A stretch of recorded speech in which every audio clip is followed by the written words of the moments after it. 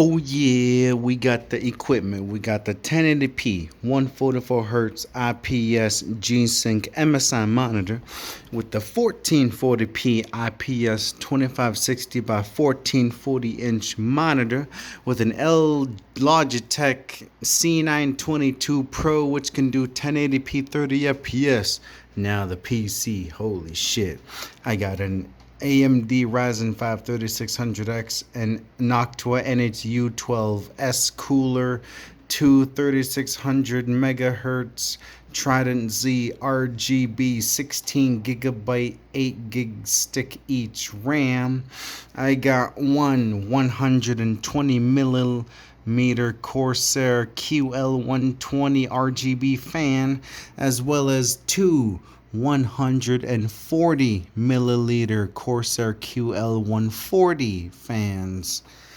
For the motherboard, I have an MSI B450 Tomahawks Max, which natively supports third generation AMD Ryzen CPUs.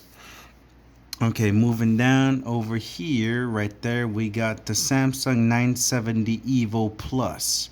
This is a 512 gigabyte Generation 3, so PCIe 3.0 speeds, which is not the fastest, but still really good for boot up speeds.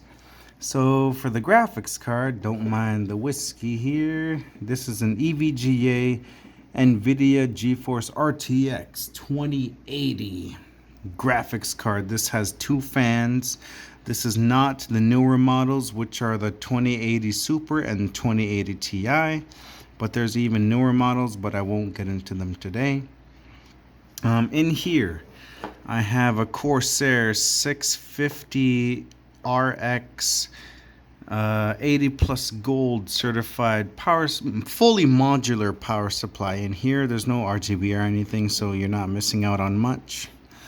And then right here, I have a 2 terabyte Seagate Barracuda, 2 terabyte hard disk drive for the really casual games that I don't really play.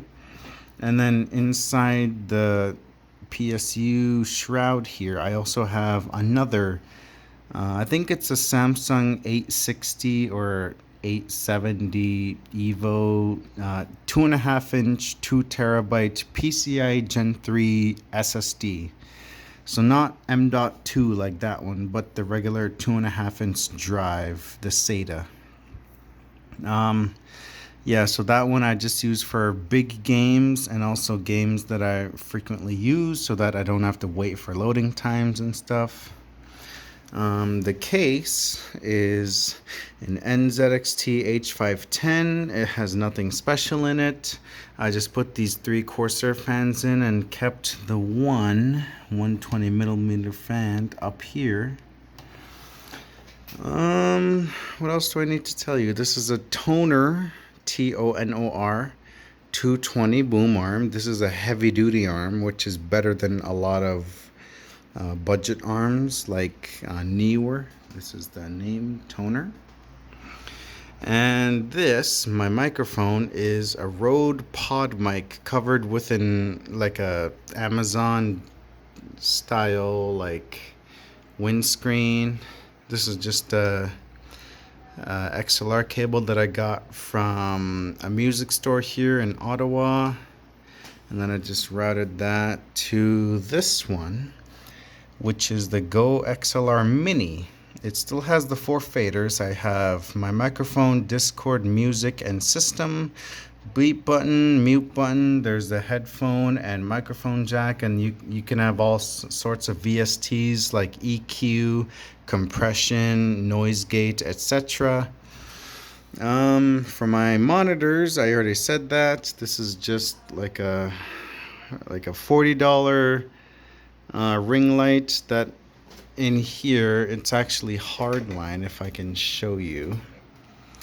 So yeah, this is the power button. This is the white balance or the color temperature. I can make it cooler.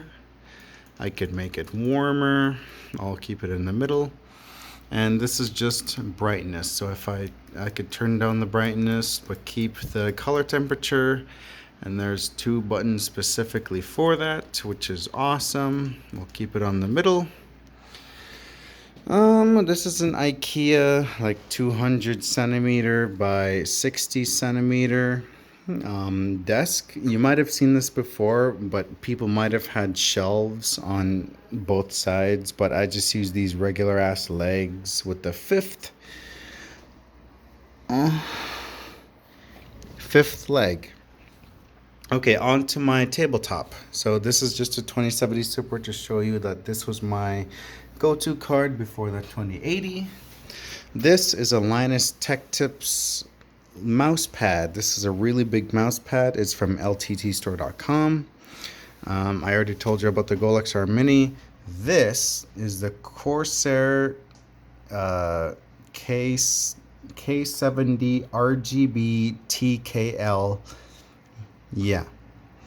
So it has all the things I want. This has linear switches. It's 10 keyless.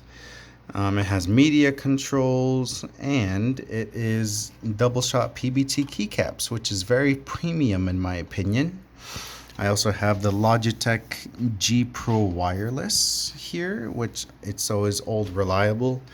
And I have an Xbox Game Labs customized color painted Xbox One controller with my Dat Boy Sig engravement on it.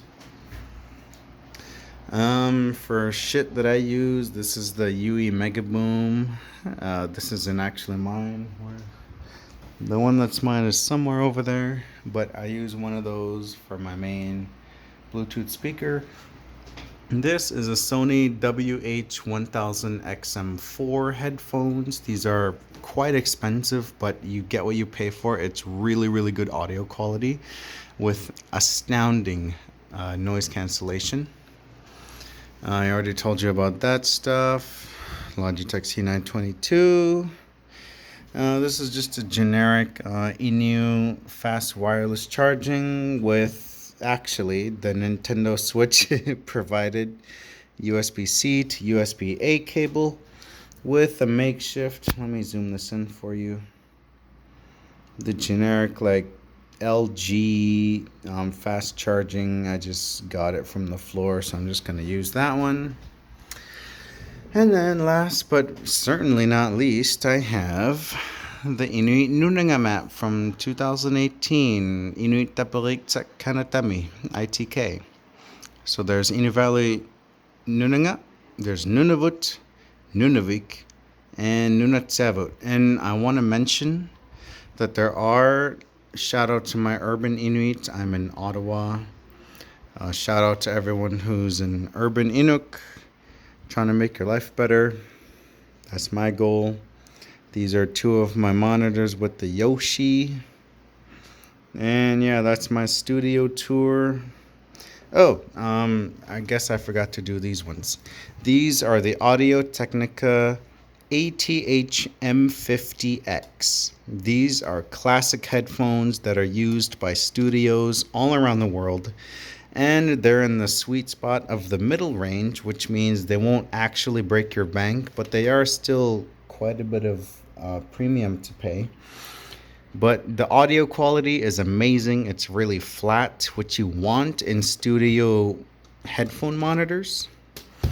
And yeah, I want to order some more webcams, but I'll talk about that later. But I already talked about everything in my setup. This is just a Honeywell 12-inch fan with 3 controls and an IKEA chair, but you know, and the power bar is also from Walmart actually, which is really good.